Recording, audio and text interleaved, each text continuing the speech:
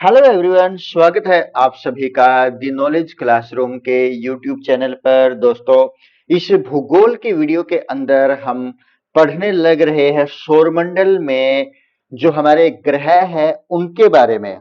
और हमने अपनी पिछली वीडियो के अंदर भी बात की है कि जो हमारे सौरमंडल है, हमारा जो सोलर सिस्टम है, उस सोलर सिस्टम के अंदर जो भी हमारे प्लैनेट रहे हैं उनके बारे में हम डिस्कस करने लग रहे हैं, जिसमें है हम कुछ जैसे कि बुध ग्रह के बारे में हम पढ़ चुके हैं। उसकी दूरी के अनुसार हमने बुध के बारे में जानकारी अपनी पिछली वीडियो के अंदर देखी थी। हमने उसके बाद शुक्र के बारे में जानकारी प्राप्त की थी और पृथ्वी के बारे में भी हमने यहाँ पर जानकारी प्राप्त कर ली थी। तो चलिए आज की इस वीडियो में हम पढ़ने वाले हैं किसके बारे में? मंगल ग्रह के बारे में। जो मंगल ग्रह है, मंगल ग्रह के बारे में हम आज की इस वीडियो में जानेंगे। तो जो ये मंगल ग्रह है, जिसके ऊपर जो आयरन ऑक्साइड है, क्या आयरन ऑक्साइड, आयरन ऑक्साइड की मात्रा क्या होती है? ज्यादा पाई जाती है। मंगल ग्रह के ऊपर आयरन ऑक्साइड की जो मात्रा है वो क्या होती है? ज्यादा मात्रा में ये पाया जाता है। दोस्तों, यदि आप साइंस के स्टूडेंट्स हैं या आप किसी भी एग्जाम की तैयारी करने लग रहे हैं तो कमेंट करके ये बताइएगा कि आयरन ऑक्साइड का फॉर्मूला क्या होता है, लौह ऑक्साइड का फॉर्मूला क्या होता है। कमेंट करके आप बताइएगा। और जिसके कारण से आयरन ऑक्साइड की ज्यादा मात्रा मंगल ग्रह पर पाए जाने के कारण इसका रंग किस प्रकार का हो जाता है? मंगल ग्रह का लाल रंग हो जाता है। यानी कि इसका जो रंग है वो किस प्रकार का हो जाता है? लाल रंग हो जाता है। और जिसके कारण से इस ग्रह का जो अन्य नाम है वो क्या है? इसको क्या बोला जाता है? इसको बोला जाता है लाल ग्रह। लाल ग्रह किस ग्रह को बोला जाता है? मंगल ग्रह को बोला जाता है। किसके कारण से? आयरन ऑक्साइड की ज्यादा मात्रा होने के कारण इसके यहाँ पर जो वहां पर वातावरण पाया जाता है या जो वहां का सरफेस है वो किस प्रकार का है? आयरन ऑक्साइड की मात्रा ज्यादा है और जिसके कारण से ये लाल रंग का है। अर्थात इसको यहाँ पर क्या बोला जाता है? लाल ग्रह, रेड प्लैनेट। रेड प्लैनेट इस ग्रह को कहा जाता है। और इसी ग्रह को बोला जाता है युद्ध का देवता। युद्ध का देवता किस ग्रह को बोला जाता है?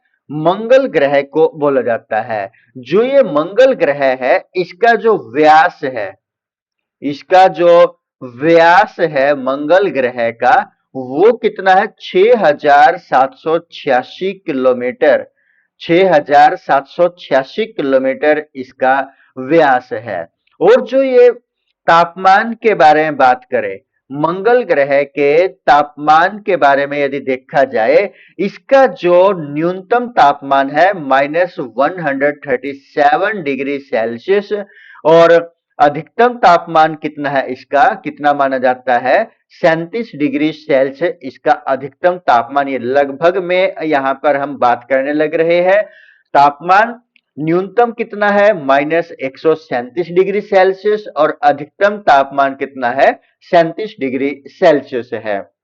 दोस्तों, एक स्वस्थ मनुष्य के शरीर का तापमान कितने डिग्री सेल्सियस होता है ये भी आप कमेंट करके हमें आवश्यक बताइएगा।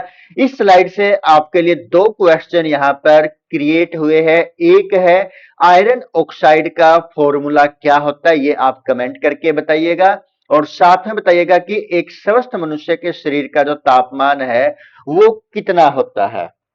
अब जो यहाँ पर ये मंगल ग्रह है, मंगल ग्रह का जो दिन की अवधि होती है, जो डे यहां पर होता है मंगल ग्रह पर, पृथ्वी के दिनों के साथ यदि कंपैरिजन किया जाए तो इसके दिन की अवधि, दिन की अवधि मंगल ग्रह पर, मंगल ग्रह पर जो दिन की अवधि है वो कितने समय की है? वो है 24.623 आवर्स की, 24.623 घंटे। उसके बाद यहां पर जो वर्ष है, ईयर है, उसकी अवधि कितनी है? 687 दिनों की। यानी कि यहां पर यदि इसका अपने अक्ष पर घूर्णन है वो तो कितने का है? लगभग 24 घंटों का। और जो इसका एक साल है अर्थात जो परिक्रमण काल है वो कितने दिनों का है? 687 दिनों का है। जो ये ग्रह है, मंगल ग्रह, ये क्या है? जो हमारी पृथ्वी है या पृथ्वी की जो बहन है जिसको शुक्र बोला जाता है, शुक्र के नाम से जाना जाता है, इन दोनों से क्या है? इनसे छोटा है। इन दोनों से ये क्या है? ये मंगल ग्रह छोटा ग्रह है। पृथ्वी और शुक्र से क्या है? ये छोटा ग्रह है। अब जो यहां पर मंगल ग्रह के ऊपर यहां पर जो बड़े बड़े आकार के ज्वालामुखी पाए जाते हैं, बड़े बड़े आकार के जो ज्वालामुखी है, ज्वालामुखी जो यहां पर मंगल ग्रह के ऊपर पाए जाते हैं, जिसमें एक की ऊंचाई, इसमें यदि हम एक की ऊंचाई बात करें तो उसकी जो ऊंचाई है वो लगभग कितनी है? वो ऊंचाई है लगभग 28 किलोमीटर की। एक ज्वालामुखी जिसकी जो ऊंचाई है वो कितनी है? 28 किलोमीटर की। और जो यहाँ का जो सबसे ऊंचा पर्वत है, जो यहाँ पर मंगल ग्रह के ऊपर जो सबसे ऊंचा पर्वत, सबसे ऊंचा पर्वत,